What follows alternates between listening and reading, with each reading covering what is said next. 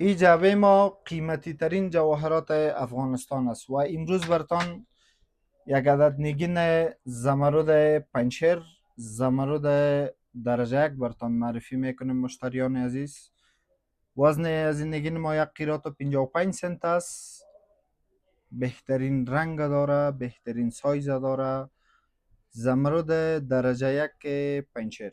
ببینن مشتریان عزیز چی کیفیت داره این نگین ما. زمرد درجه یک، 1 قیراط و 55 سنت.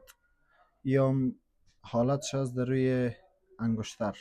یک کار خیلی زیبا میآید اگر این انگشتر ما الماسکاری شوه، رنگ از این نگین بهتر و خوبتر میکنه.